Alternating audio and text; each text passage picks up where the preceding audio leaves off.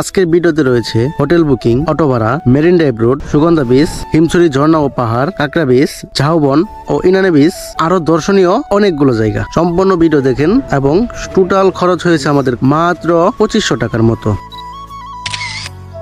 এটা হচ্ছে ডলফিন মোড়, কক্সবাজারের ঐতিহ্যবাহী একটা মোড় ডলফিন। এই কক্সবাজার সমুদ্র সৈকতে আসলে এই দিক দিয়ে অবশ্যই যেতে হবে, কারণ এটাই মেন পয়েন্ট। এই দিক থেকে আপনি সব দিকে যেতে পারবেন, সব দিকে হোটেল আছে। আপনার যত হোটেল খুঁজতে হবে সব এই ডলফিন মোড় থেকেই যেতে হবে।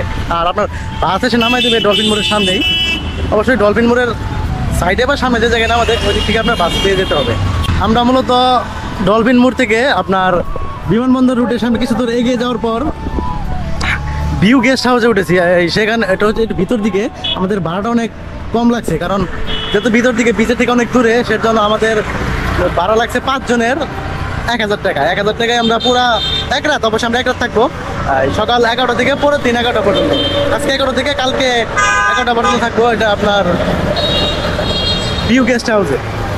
আপনার যদি আসেন ভিতর দিকে অবশ্যই রুম নেবেন, কারণ বাইরের থেকে রুম নিলে পরে আপনার দেখা যায় যে অবশ্যই খরচটা একটু বেশি হয়ে যায়। আপনার বীজের পাশে যদি আপনার রুম নিতে চান তাহলে তো আরও খরচ বেশি, একদম আকাশ ছোঁয়া। আপনার এটা অবশ্যই চলে আসলাম হোস্টেলে। এটা হচ্ছে আমাদের রুম, কয় নম্বর রুম? 509। আমরা আছি এখন 509 নম্বর রুমে।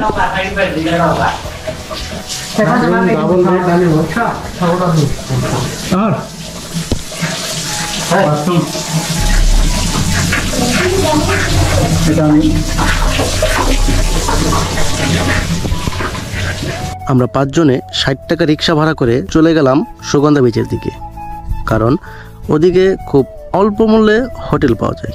হোটেল বুকিং করে কলাতলি বিচে গিয়ে প্রথমেই স্ক্যামের শিকার হলাম। আমার বলে না, আপনাকে 300 টাকার না, তারপরে কত রিকোয়েস্ট করতেছে আপনাকে।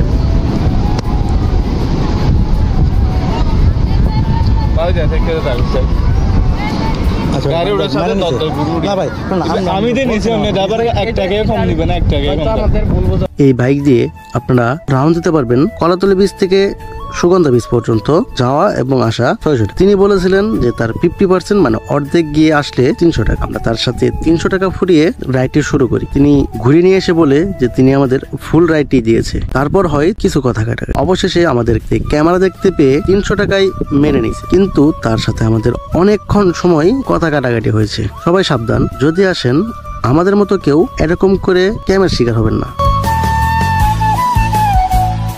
কলাতলি বিচ থেকে হোটেলে এসে এখন আমরা যাব সুগন্ধা বিচের দিকে। এখন আমরা যাব সুগন্ধা বিচে। কিছুক্ষণ আগে কলাতলি বিচ থেকে ঘুরে আসলাম। সুগন্ধা বিচ থেকে আমরা আজকে সূর্য অস্ত দেখব। কক্সবাজারে রাত্রের ভিউটা অনেক সুন্দর। যখন সূর্যটা ডুবে যায় সে সময়ের ফিলিংসটা অনেক ভালো। আর রাতের বেলা আজকে আমরা কাঁকড়া খাবো।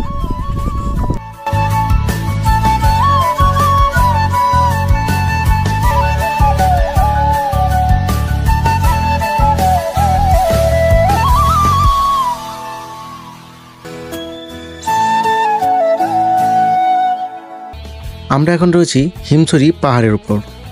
হিমছড়ি ঘোরা শেষ করে আমরা চলে যাব কাঁকড়া বিচ ও ঝাউবনের দিকে। এটি হচ্ছে ঝাউবন। ঝাউবন ঘোরা শেষ করে চলে যাব ইনানি বিচের দিকে। কক্সবাজারের সম্পূর্ণ সৌন্দর্য এক ভিডিওতে ফুটিয়ে তোলা সম্ভব নয়, তাই আমি আরও একটি ভিডিও করার চিন্তা ভাবনা করতেছি। পার্ট 2 দেখতে চান অবশ্যই কমেন্ট করবেন, আর অবশ্যই সাবস্ক্রাইব করে রেখে দেবেন আমার এই চ্যানেলটি।